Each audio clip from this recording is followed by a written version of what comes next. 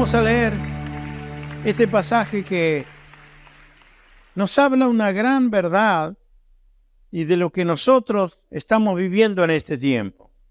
Dice 2 Corintios capítulo 3, verso 6, en el nombre de Jesús, dice, Él nos capacitó para que seamos, ¿qué cosa? Ministro. ¿Y usted sabe quién es un ministro? O un funcionario, ¿verdad? Alguien que tiene una responsabilidad. Métase eso en la cabeza, porque nos capacitó para tener esta responsabilidad, ser ministros de su nuevo pacto. Este no es un pacto de leyes escritas, sino ¿de qué cosa? Del Espíritu. El antiguo pacto escrito termina en muerte, se refería a la ley de Moisés. Pero de acuerdo con el nuevo pacto, el Espíritu da vida. ¿Y quiénes somos nosotros? Ministros del nuevo pacto. Ahora el verso 7 dice, el camino antiguo con leyes grabadas en piedra. ¿Cuántas leyes fueron grabadas en piedra? Tiene 613 artículos la ley de Moisés. Pero ¿cuántas fueron grabadas en piedra con el dedo de Dios? ¿Cuántas? 10. O sea, esa es la ley de Dios. Luego se desprenden 600 artículos que los mismos rabinos y maestros de la ley fueron desmenuzando y algunos agregando y ampliando, y no agregando sino haciéndola más clara, le agregaban más detalles. Por ejemplo, cuando decía que no tenía que mirar a la mujer de su prójimo, entonces le habían agregado que tenía que vendarse los ojos y caminar con los ojos vendados por el pueblo. Algunos le llamaban, dice, los rabinos sangrantes, porque se llevaban las columnas por delante, para no mirar. Hasta ese extremo iban. ¿Se da cuenta? Y eso está en los 613 artículos. O sea, pero la ley escrita en piedra, ¿cuántas fueron? 10. ¿Sí? Cuando a usted le digan la ley, porque no, la ley fueron los 10 mandamientos. Y cuando se refiere aquí de la ley escrita, está hablando de esos 10 mandamientos. Dice, el camino antiguo con leyes grabadas en piedra conducía ¿a qué cosa? A la muerte. Los 10 mandamientos del Señor. Ahora vamos a ir viendo, gracias, hijita. Aunque comenzó con tanta gloria que el pueblo de Israel no podía mirar a la cara de Moisés. ¿Cuántos leyeron el Éxodo cuando Moisés, o vieron la película? Que Moisés recibe la ley de Dios, que Dios escribe en las tablas con su dedo, y de pronto cuando él baja del monte el rostro le brillaba por estar expuesto a la gloria del Señor. A tal punto que le tenían miedo los israelitas, y él se puso como un paño de tela. Él se puso un velo, le llamaba la Biblia, para que no espantara a sus paisanos, porque le tenían miedo. Venía desde la presencia del Señor. Ahora, este brillo que tenía en su rostro se iba desvaneciendo con el tiempo. Dice, comenzó con tanta gloria que el pueblo de Israel no podía mirar la cara de Moisés, pues su rostro brillaba con la gloria de Dios, aun cuando el brillo ya estaba desvaneciéndose. O sea, en las últimas etapas de ese proceso, todavía no se lo podía mirar. Imagínese cuando recién bajó del monte, era como mirar el sol, como mirar la luz. Así era, como mirarle la cara a Moisés. Era eso, literalmente, era como mirar una luz potente, el rostro de Moisés. No era algo que resplandecía. A tal punto, imagínese una persona que está entre nosotros y usted lo quiere mirar y no puede hablar. Está así para mirar. Y alumbraba, parecía un foco. Donde iba no había tinieblas porque había estado en la presencia del Señor. Y esto era glorioso. Esto no le pasaba a nadie, más que a Moisés le pasó esto. Porque él estuvo cara a cara con Dios. Dice la Biblia que fue el único que estuvo tan cerca de Dios y él vio incluso la espalda del Señor. O sea, nadie puede mirar el rostro de Dios y seguir con vida. Eso lo sabía, pero al estar cerca, su rostro quedó incandescente. Y esto pasó con Moisés. Y esto era la ley, el primer misterio o ministerio que era de la ley que llevaba a la muerte y a la condenación. Dice Pablo, esto vino con gloria y fue entregado con una manifestación gloriosa. ¿Cuánto más? Dice, ¿no deberíamos esperar mayor gloria dentro del nuevo camino ahora que el Espíritu Santo da vida? Seguimos. Verso 9. Si el antiguo camino que trae condenación era glorioso, ¿cuánto más glorioso es el nuevo camino que nos hace justos ante Dios? ¿Sí? De hecho, aquella primera gloria no era para nada gloriosa comparada con la gloria sobreabundante de este nuevo camino. O sea, si eso impresionaba a la gente, esto más. Pero ahora vamos a ver, ¿por qué entonces parece que tantos años estuvimos en una congregación y no es tanto, es como que acá se agrandan las cosas? Pero no es que nosotros lo hacemos, es la Escritura, ¿verdad? Está escrito esto. Ahora dice el verso 11, así que si el antiguo camino que ha sido reemplazado, dice así, fue reemplazado. O sea, ¿sigue funcionando ese mensaje? No. Hay otro ministerio que es el de la vida. Y nosotros, ¿quiénes son los ministros que tienen que anunciar eso? Nosotros. ¿Nos quedó claro eso?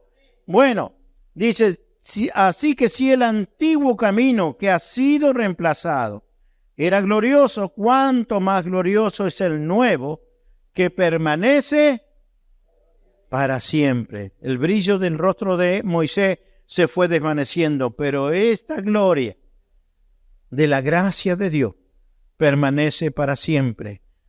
Moisés causaba espanto y tal vez un poco cohibía a sus paisanos, pero esta gloria que vivimos en este nuevo pacto transforma las vidas. Cambia el alcohol en pan, cambia la soledad en familia, cambia la tristeza en gozo, cambia tal vez los problemas en momentos felices. La gloria se manifiesta de esta manera a través de la transformación. No es a través de una ayuda. Sabe que en estos días atrás, en el discipulado en esta semana, yo compartía algo como un avance un poquito. ¿Cuántos, y séanme sinceros, y mayormente los que escuchamos radio cristiana o miramos televisiones o hemos escuchado a algunos predicadores, ¿cuántos han escuchado esta frase? El evangelio que no confronta el pecado no es el verdadero evangelio. ¿Alguno lo escuchó? Levánteme la mano porque no veo mucho y varios. No todos, pero el evangelio se trata de confrontar. Es más, se ha gastado mucha saliva en predicaciones diciendo cómo tiene que hacer para confrontar a un hermano en la fe. Y se va a los pasajes de Mateo, Marcos, Lucas especialmente, cuando dice que llame a 2 o 3 testigos y vaya y confróntelo y avergüéncelo y si no, téngalo por gentil y publicano. ¿Se da cuenta? Pero eso era, tenemos que trazar una línea de la cruz de Cristo hacia adelante y de la cruz de Cristo hacia atrás. Porque si no, estamos haciendo una mezcla de cosas, hablando de cosas que ya pasaron y fueron reemplazadas. ¿Ve que leíamos eso? Si usted dice eso, o alguien que predica el evangelio, dice que predica el evangelio, dice el evangelio confronta el pecado. ¿Qué significa confrontar? usted lo agarra, lo acusa, lo deja en vergüenza, lo expone y le saca los trapitos al sol. Eso es el evangelio que confronta. Y así lo aprendí yo. Y así anduve a veces en problemas y en discusiones confrontando. Y cuando me confrontaban a mí era peor porque menos me gustaba, ¿vio? Por ahí aceptaba que lo confrontaran a los otros, pero cuando me tocaba a mí, ya no me gustaba tanto, ¿vio? Y que me tuvieran por gentil y publicano. Entonces, ¿qué significa la palabra evangelio? Buena noticia, ¿verdad? Buena noticia. Viene del griego evangelión, que significa buena noticia. ¿Cuál sería una buena noticia que le pudieran dar? O que nos han dado. Eso que dijo nuestra hermana Miriam no fue una buena noticia para nosotros. No nos hizo llorar, no nos estremeció el corazón de lo que Dios hizo con ella después de tanto tiempo. No fue una buena noticia para ella haber recibido todo esto, para tantos de nosotros. ¿Qué es una buena noticia? Cuando, por ejemplo, Cabe le pidió matrimonio a Marianela y nos enteramos, no aplaudimos y gritamos y chiflaron algunos y celebramos, ¿verdad? Todavía no me he visto nada, Mari, ¿sí? Apurá los trámites ahí porque se me está quedando. Pero fue una buena noticia, ¿verdad? Una buena noticia nos trae alegría, nos da ánimo, nos trae esperanza. Una buena noticia a alguien que está enfermo y tiene una enfermedad terminal. ¿Cuál sería su buena noticia? Sí. Ahora, si usted dice el evangelio es decirle que pronto se va a ir y que se va a morir en la última con morfina y con todo y no sé si va a soportar la morfina. ¿Eso es buena noticia? Confrontar a alguien, eso no es buena noticia. Que a usted le digan, vos sos un pecador, estás perdido, te vas al infierno, no tenés ni 2 dedos de frente, sos un irresponsable. Le están diciendo algo nuevo, ¿no lo sabe usted? En todo caso, si le pasara, no sería que novedad por lo que me está diciendo. Ya lo sé y lo sé de tal manera que trato de ocultarlo y que nadie se entere. Pero ahora que vos lo estás diciendo y lo estás gritando para todos lados, ya no me queda más que irme. ¿Qué es el evangelio? ¿Confronta el pecado? ¿Sabe qué dice el libro de San Juan capítulo 3 verso 17? ¿Puede ponerlo, hijito? San Juan 3, 17. Jesús dijo esto. ¿Vamos? Dios le está diciendo esto a Nicodemo, que le dijo qué tengo que hacer para entrar al reino de los cielos. Jesús le dijo, tienes que nacer de agua y del Espíritu. Y en la conversación sale esto. Dios no envió a su Hijo al mundo, ¿para qué? Para condenar al mundo. Pero si eso es lo que más me gusta hacer. Yo no sé, porque yo tengo el ministerio de Juan el Bautista. Yo le digo derecho, viejo, al Herodes que está con la mujer de su hermano y lo dejo en vergüenza delante de todo.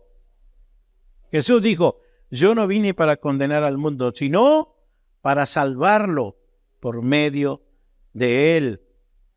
Juan el Bautista tenía este carácter y eran los profetas que tenían que tener un carácter bien firme para pararse delante de un rey y decirle las cosas, porque eran la voz de Dios para ese hombre por cuanto lo confrontaban con su pecado. Ahora, dice la Biblia que a la ley de Moisés no se le llamaba evangelio, porque no era una buena noticia. Antes de la cruz se predicó un evangelio y se llamaba el evangelio del reino. Significa buena noticia. ¿Qué era? ¿En qué consistía esa buena noticia? En 3 puntos. Primero, que Dios les devolvería la tierra la cual le había prometido a su antepasado Abraham. Era una buena noticia, ¿verdad? Ellos estaban bajo el Imperio Romano. Entonces Jesús manda a predicar a sus 12 apóstoles y Juan el Bautista comienza hablando y trajo el evangelio del reino. Y dice la palabra que cuando ellos comienzan a decir, la gente se puso contenta porque se les devolvería todo el territorio que le había sido prometido a Abraham. Segundo punto, dice que en ese evangelio se les prometía un Mesías, el rey que vendría sobre ellos y se sentaría en el trono de David, su antepasado. Y ese era un rey muy justo, un rey que traería justicia y se terminaría la corrupción. Entonces, era buena noticia, ¿verdad? Nosotros que nos enteráramos que el gobierno que viene es realmente alguien que va a terminar con la corrupción y todo esto, nos pondríamos contentos, ¿verdad? Aunque la pasáramos mal, diríamos, bueno, tenemos esperanza, es una buena noticia. Y tercero, el Evangelio del Reino decía que Dios le daría el gobierno y serían cabezas de todas las naciones, como lo es Estados Unidos hoy. Dice que Israel será cabeza de todas las naciones, el primer mundo. Cuando ellos escucharon el Evangelio del Reino, la buena noticia del Reino, se pusieron contentos. A tal punto cuando Jesús, dice la palabra, que Él fue a la cruz, resucitó y estaba a punto de irse otra vez al Padre, ellos le hicieron esta pregunta: ¿y qué pasó con lo que nos mandaste a decir, el Evangelio del Reino? ¿Cuándo vas a restaurar a Israel y todo lo que nos mandaste a decir? Jesús dijo: a ustedes no les toca saber los tiempos. ¿Han leído eso? Está en los Hechos capítulo 1. Ahí está, a partir del verso 5 en adelante, dice: a ustedes no les toca saber eso, porque Dios, mi Padre, lo tiene en su sola potestad. Significa, Él sabe cuándo va a hacer las cosas. Pero ustedes no se vayan de Jerusalén hasta que sean investidos del poder de lo alto. Ahí es cuando les habla y les promete el Espíritu Santo, que todavía no había venido sobre ninguno de ellos. Pero ahora, esa era una buena noticia, el Evangelio del Reino. Pero la ley de Moisés no. Dice, este sistema de la ley de Moisés, que trajo condenación y trajo muerte, dice que llegó hasta Juan el Bautista, hasta la predicación de Juan el Bautista. En Lucas 16:16, ahí encontramos que está escrito y dice que este tiempo llegaría, dice, hasta el tiempo de Juan el Bautista, la ley de Moisés y el mensaje de los profetas fueron sus guías, ¿verdad? ¿Hasta cuándo? Hasta el tiempo de Juan el Bautista. Pero ahora se predica la buena noticia del reino de Dios y todos están ansiosos por entrar. Hasta Juan el Bautista era la ley la que los guiaba. Pero de Juan el Bautista para acá, cuando Jesús toma la rienda, se comenzó a predicar el Evangelio. La gracia del Señor, dice luego en Lucas 1:17, dice que en Juan 1:17, vaya poniéndome eso, pero dice, y todos están ansiosos por entrar. ¿Pasó eso alguna vez? A los que hace algunos años andamos dando vuelta por la iglesia. Que usted le hablara a alguien y que estuviera ansioso por entrar. Estuviera ansioso por cambiar de vida. Estuviera ansioso de aceptar el Evangelio. ¿Le pasó alguna vez? Yo sé que sí, que puede haber alguno, pero en la mayoría pasó. O tenía que... ¿Cuántas veces en las campañas se daban esas oportunidades, ultimátum? Algunos llegaron a decirle el llamado del terror. No sea que te mueras ahora cuando sales de acá y te vas a ir al infierno. Pasa adelante y acepta a Cristo. Y nadie pasaba. La frustración más grande para un predicador era que nadie pase al frente. ¿O no? Armar una campaña y toda la orquesta toque y todos los hermanos y de pronto el evangelista predica, hace el llamado, no pasa nadie. Se siente como que le falló todo el mundo. A los que lo invitaron, dice, pucha, lo trajimos y no pasa nada. Y entonces empezaban todas esas manipulaciones para que pase alguien. Aunque sea si tiene una deuda, dijo uno, si tiene una deuda, algo pase, vamos a orar por eso, aunque sea pase uno y me sacan la foto con ese, por lo menos pasó. Pero la Biblia dice que cuando uno predica el Evangelio de Cristo, están ansiosos. ¿No dice así? ¿Cuándo lo empezamos a ver esto, hermano? ¿Cuándo comenzamos a ver esto? La ansiedad por recibir lo nuevo de Dios, para recibir lo de Cristo. Yo he tenido que desaprender, porque ¿sabe lo que yo llegué a llamarle el Evangelio del menjunje cuando Dios empezó a sacarme la venda de los ojos? Porque metíamos ley, metíamos un poco de dogma, un poco de tradición, luego de gracia, porque también usábamos la gracia, y hacíamos un revoltijo, y eso era lo que le dábamos a la congregación. Entonces, ¿quién iba a estar ansioso por recibir?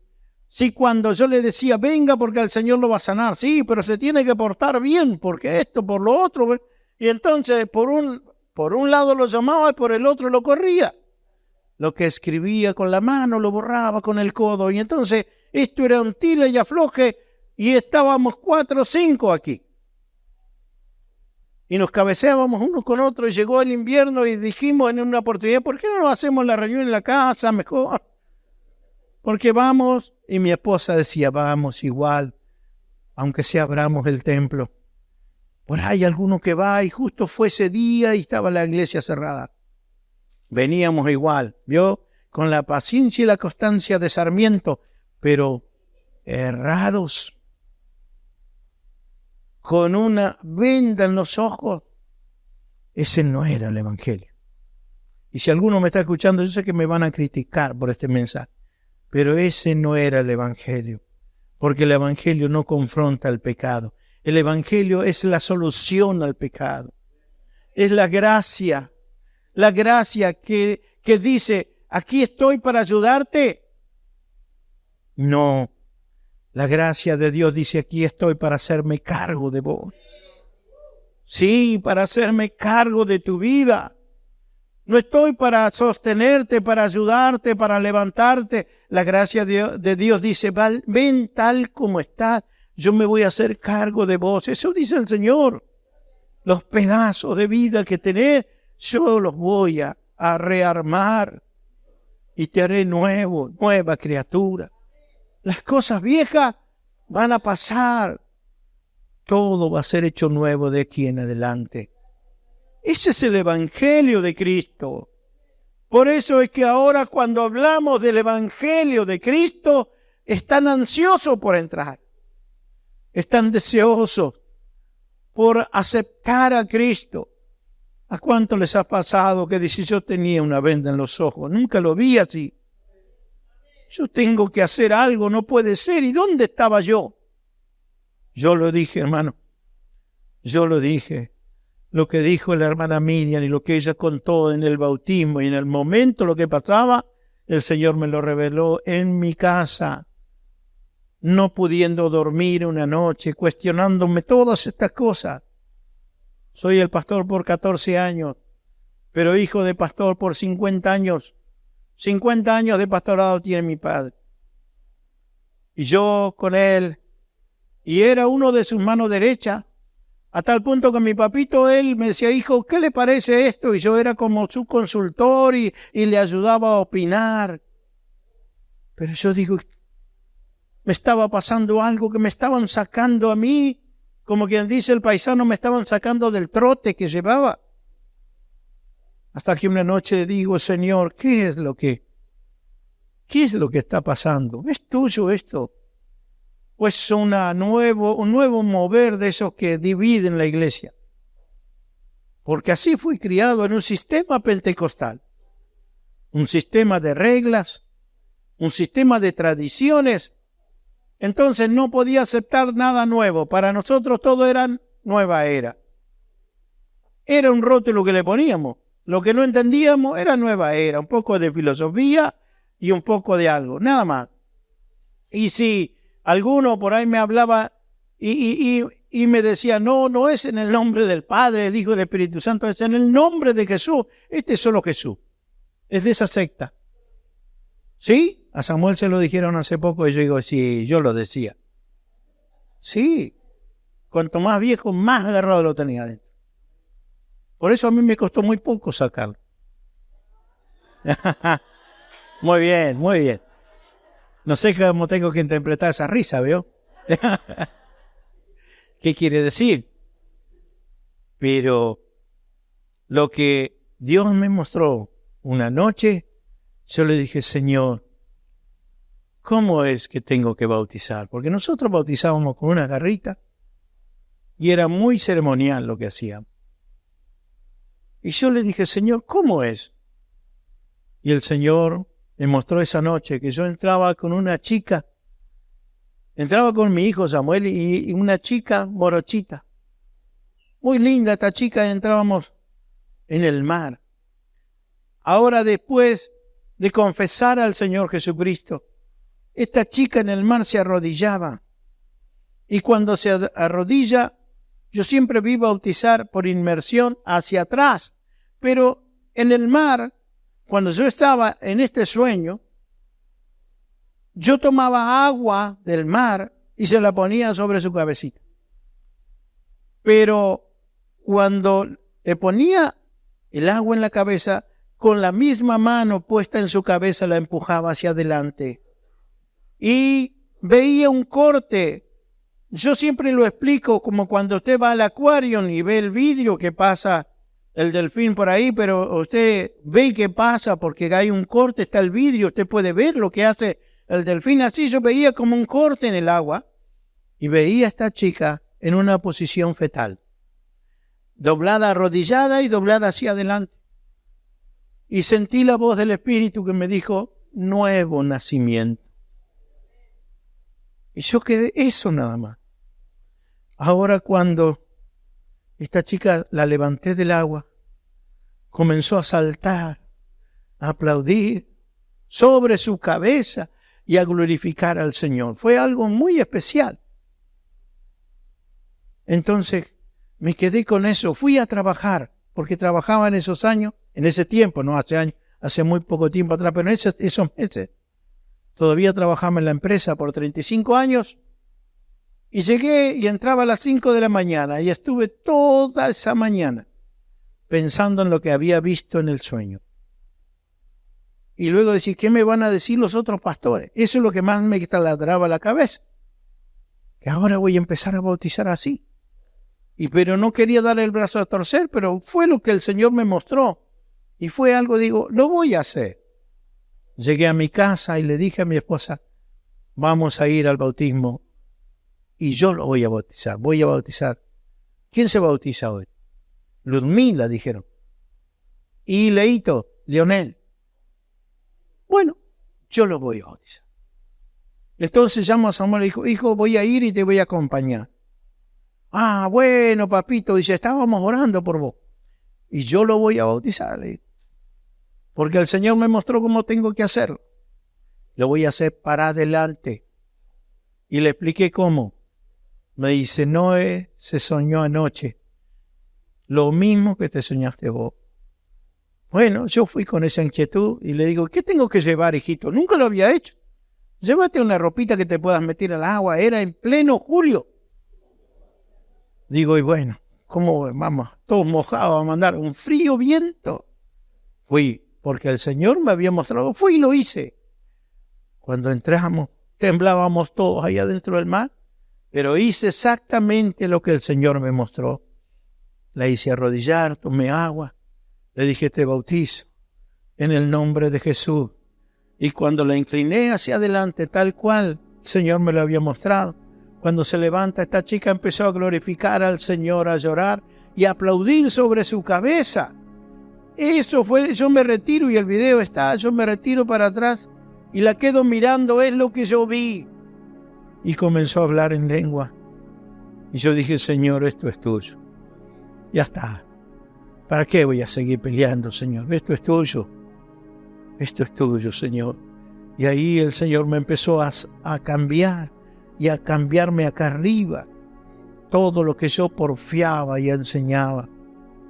Pero no quedó ahí. Al otro día, ¿sabe que vuelve el Señor a mostrarme lo que pasaba en los bautismos? Cuando veo lo que pasan en los bautismos, fui viendo uno a otro, uno de los que se iban bautizando, cuando ellos entraban en el agua, de sus vidas y de sus cuerpos, al sumergirse, salían bichos para todos lados. Salían animales, de unos salían iguanas, yo lo vi. De otros salían como unos ratones feos, salían de sus cuerpos. De otros unos bichos que caminaban por el agua y hacían hervir el agua. Y yo entendí que eran estos espíritus que tenían atadas esas vidas. Y cuando salían eran libres de todo. Entonces yo digo, Señor, esto es lo que pasa. Por eso cada vez que escucho los testimonios de mis hermanos, yo sé que es así. Porque el Señor me lo mostró. Y me fue enseñando. Y me fue hablando. Y ya he tenido algunos llamados de atención como pastor. Sí, algunos ya me han arrinconado por ahí a hacerme preguntas técnicas. Y el Señor me ha ayudado. He visto la mano del Señor, cómo el Señor me ha sacado del centro del foco para que nadie me diga nada. Quizás porque todavía estoy nuevito en estas cosas. Necesito cimentar mi fe. Y yo tengo fe, pero estar bien agarrado de lo que el Señor está haciendo. Por eso yo entiendo cuando dice, todos están ansiosos por entrar en este evangelio. Eso nunca me pasó, hermano. Tengo una vida de cristiano y de pastor, pero nunca había visto lo que está pasando ahora y lo que sigue pasando. Que alguien se quebrante por escuchar el evangelio, que alguien llore y diga, ojalá tuviera agua, como dijo el eunuco etíope, el funcionario que estaba con Felipe, dice, acá hay agua, ¿qué impide que yo me pueda bautizar ahora mismo?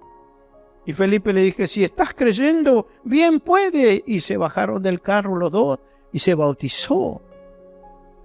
O sea que eso es lo que está pasando. Pero este es el evangelio, no que confronta el pecado. La buena noticia es que tu pecado, por sucio que sea, tu vida por depravada que sea, hay solución. Cristo te hace nacer de nuevo. En medio de tu tierra. No tienes que irte a algún lugar para empezar una nueva vida. En medio de tu casa, en tu familia. Y todos lo verán. Ese es el evangelio de Cristo. Transformación. En el Nuevo Testamento, en el original, usted no va a encontrar la palabra restauración. ¿Sabía? No encuentra la palabra restauración, que significa arreglar una cosa y dejarla como estaba, como nueva. Por eso es que decimos que no resucitamos, sino nacemos. Nacemos de nuevo. Resucitar es retomar la vida que teníamos.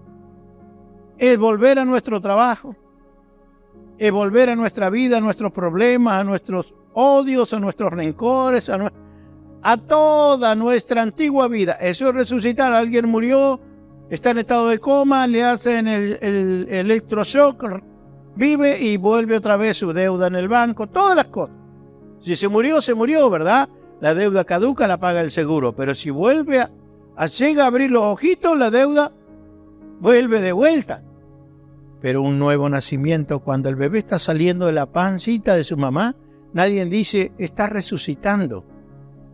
¿Verdad? Se dice, está naciendo. ¿Por qué? Porque no tiene pasado. Porque comienza una nueva vida. Porque está emprendiendo un nuevo camino en esta vida. Porque tiene todas las condiciones para ser alguien.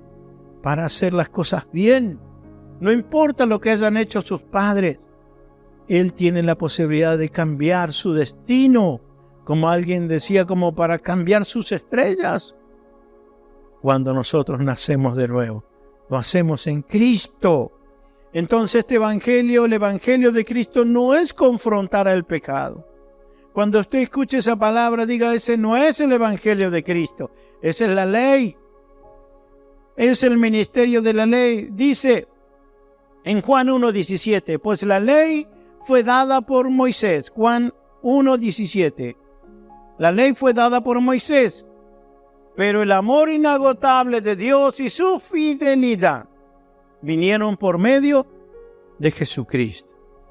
No estamos en la ley. Ni tenemos que tomar cosas de la ley, porque eso fue reemplazado por la gracia del Señor. ¿Sabe que cuando ellos salen de Egipto, el pueblo hebreo sale de Egipto hasta el monte Sinaí, ¿cuántos murieron? Una pregunta trampa, ¿vio? Como las que nos hace Samuel en los discipulados. ¿Cuántos murieron?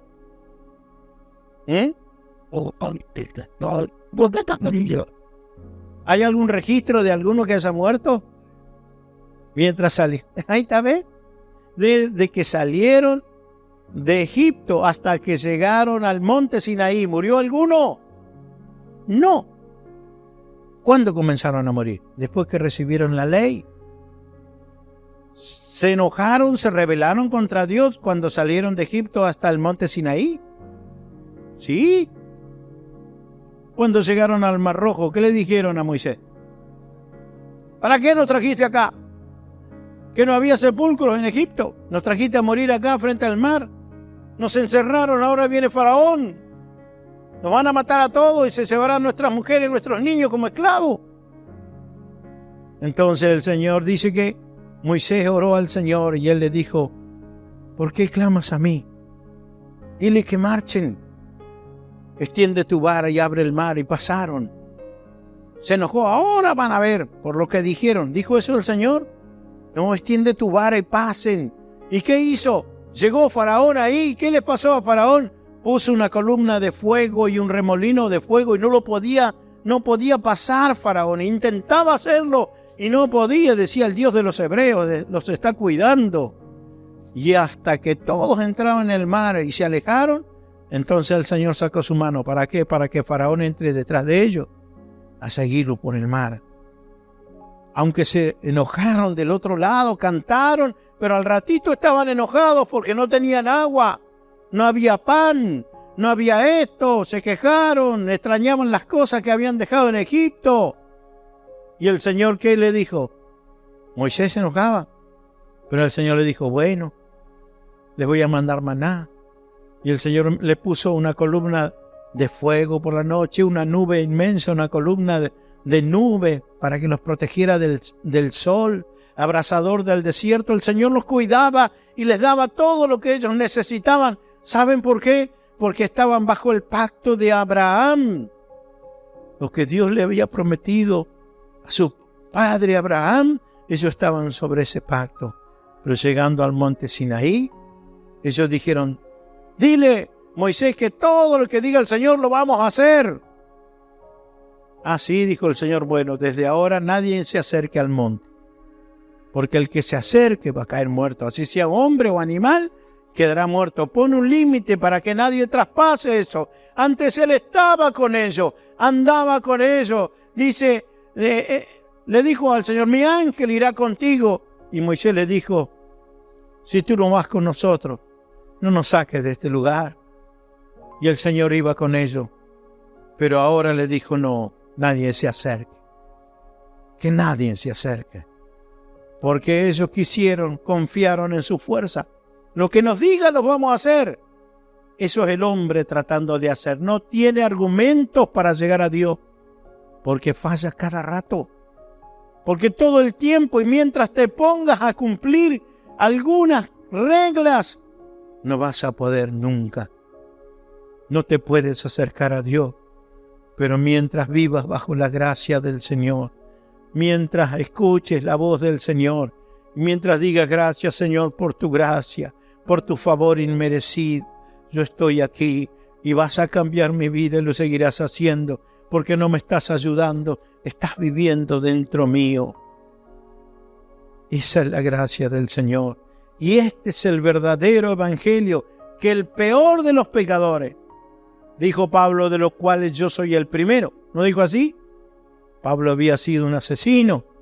Él dijo, ¿por qué el Señor tiene misericordia a los pecadores, siendo yo el primero? No me avergüenzo de este evangelio. No me avergüenzo de este evangelio, porque es poder y potencia de Dios para el que cree. ¿Cómo nos apropiamos de estas cosas?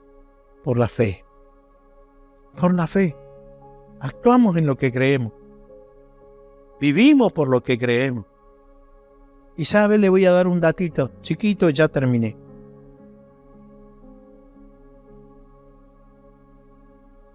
Alguna vez, cuando usted se equivoque, va a decir, esto no funciona para mí. Lo veo que funciona en mi esposa, en mis hermanos, funciona en aquello. Pero parece que yo me mojé nomás, che. Porque me pasan las mismas cosas, peleo con las mismas cosas. Parece que me está volviendo las viejas mañas que tenía. El Señor dijo en Romanos 3:20, pues nadie llegará jamás a ser justo ante Dios por hacer lo que la ley manda. La ley sencillamente nos muestra lo pecadores que somos.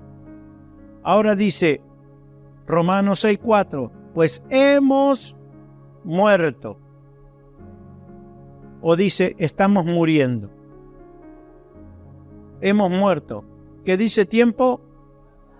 Y hemos muerto es una sola vez. ¿Sí? Se hizo una sola vez. Y fuimos sepultados con Cristo mediante el bautismo. ¿Cuántas veces? Una sola vez. Fue algo establecido. Es un acto. No es un proceso. Lo que pasó ahí fue un acto, un hecho. Sucedió. Entonces dice, y tal como Cristo fue levantado de los muertos por el poder glorioso del Padre, ahora nosotros también podemos vivir una vida nueva. Ahora, ¿yo morí en el bautismo? Sí, sí. Pero hay alguien, ese mismo que predica el evangelio que confronta el pecado, ¿sabe de dónde sale? ¿Dónde está el origen ese? Del mismo diablo. Y ese mismo que ayuda y que impulsa a predicar ese evangelio de la condenación, porque evangelio es una incongruencia, no puede ser una buena noticia que te condena. No se entiende. ¿Cómo una buena noticia? Te están dando una buena noticia que te está condenando. Buena noticia es que ese problema, ese hábito por el cual vivís toda la vida, ahora Cristo lo va a vencer por vos. Ni siquiera vos lo tenés que hacer. Cristo lo hace por vos. ¿Cómo? Cuando yo muero y nazco de nuevo. Ahora Él viene a vivir dentro de mí. Dice que podemos vivir una vida nueva. Ahora, ¿qué pasa entonces cuando yo hago algo que no está bien? ¿Qué es lo que pasa? ¿Sabe que ya no viene de adentro? Porque el que es nacido de nuevo no tiene relación con el pecado. Pero hay alguien que habla desde afuera. Si te pones a pensar, cuando has hecho algo, nunca es porque algo te habló desde acá adentro. Analiza eso. ¿Dónde lo escuchaste? De afuera. Que viene el otro y te dice, ¿no te acordás lo que hacía? Mirá. ¿Viste? ¿Qué pasa? No pasa nada. Si ahora podés pedir perdón y te perdona el Señor. Pero te hablan acá, no te habla acá. ¿Dónde habla el Espíritu? ¿Dónde está el Señor? Acá adentro. Yo conozco la voz del Espíritu por misericordia y por su gracia. Pero cuando te habla acá, te habla, te empuja y después te acusa. Ese mismo, porque vos sabés que el Señor no te ató ni te quitó tus facultades de libre albedrío. Vos podés hacerlo si querés, pero ya no está acá adentro. El otro viene y te habla al oído. Lo haces y después te dice, viste, no pasa nada con vos. Al final te haces. Sos un fracaso. Sos un hipócrita. ¿Y ahora qué haces? ¿Te vas a bautizar de vuelta? ¿Qué te pasó? Vos más vale para atrás, viejo. Pero viene de afuera. Por eso dice Pablo, porque no ignoramos sus maquinaciones. a fin de que gane ventaja sobre alguno. Porque dice, tenemos que llevar nuestros pensamientos en obediencia a Cristo. Eso es lo que está diciendo Pablo. Cuando vienen esas cosas, y esto no es mío, yo ya morí a esto, no es que estoy muriendo, yo ya morí, ya quedó sepultado todo, ya no soy más así. Esto no es mío, por lo tanto, lo rechazo, no es mío. Me estás hablando de acá afuera y uno tiene que decir, Señor, manifiesta tu vida en mí y que este diablo no me pueda seguir engañando, porque es Él, no está dentro tuyo, te habla de afuera y te engaña, y después te acusa, y después te dice, no, hay una nueva naturaleza. Pero el diablo quiere hacerte creer que no pasó nada. Pero ahora la batalla está ¿dónde? En la mente. Porque en el corazón está Cristo, está el Espíritu Santo viviendo dentro tuyo. Pero el diablo te habla en la oreja y te mete esos pensamientos. Tenés que aprender a contrarrestarlo, a llevarlos cautivos, esos pensamientos. Porque dice que las armas que Él nos dio para vencer, dice, fortaleza, son poderosas en Dios para derribar fortalezas. ¿Qué es una fortaleza? Una fortaleza no se construye de la noche a la mañana. Una fortaleza, si uno podemos decir, son construcciones antiquísimas y construcciones que realmente han estado toda la vida y han permanecido. Esas son las fortalezas que han estado en mi vieja vida. Ahora dice que el Señor me ha dado armas espirituales poderosas en Dios para derribar, no para mantener, sino derribar toda fortaleza y llevar cautivo todo pensamiento a la obediencia de Cristo. ¿Ve que en todo encaja y está hablando lo mismo? ¿Se da cuenta? Ahora no es usted. No es usted. No siga haciéndole caso al otro, porque él va a sacar ventaja, ¿sí? Por eso Pablo dice, porque no ignoramos sus maquinaciones. Hoy, a partir de hoy, ya no ignora más lo que le está pasando. No ignoramos sus maquinaciones a fin de que nos saque ventaja sobre alguno de nosotros. Por eso es que el Señor nos ha dado armas poderosas. Y una de esas armas, y la vamos a ir hablando más adelante, es la oración, el ayuno, la adoración. Alguien por ahí preguntó, ¿qué onda con ustedes que no ayunan? No, espere, porque el ayuno y todo esto no es para conseguir poder, es para, dice, sintonizarnos con el Señor. Y esto lo vamos a enseñar en alguna oportunidad para que todos sepamos y entremos en estas armas, las comencemos a usar porque ahora las necesitamos. Bendito es el Señor. ¿Cuál es el evangelio que todos están ansiosos de recibir? El evangelio de la gracia, ¿verdad? ¿Sí? Y no se sienta usted que alguno le diga, pero ese evangelio que no confronta el pecado no es el evangelio. Usted dígale, ese es el evangelio del menjunje. Pero el evangelio de Cristo dice, ese evangelio duró ¿hasta cuándo? Hasta Juan el Bautista. Pero los guió a Israel hasta Juan el Bautista. Pero de ahí para adelante, dice, la gracia vino por medio del Señor Jesucristo. Gloria al Señor. Lucas 16:16. Apréndaselo de memoria. Lucas 16:16. Más fácil. Y ténganlo usted. Eso tenemos que ir guardando esos pasajes en nuestra cabeza. Inclinamos nuestro rostro. Padre, en el nombre de Jesús. Gracias, Señor, porque nos has permitido escuchar el evangelio de la gracia. Porque con tanto deseo, Señor, hemos aceptado esta buena noticia y tú no nos has defraudado.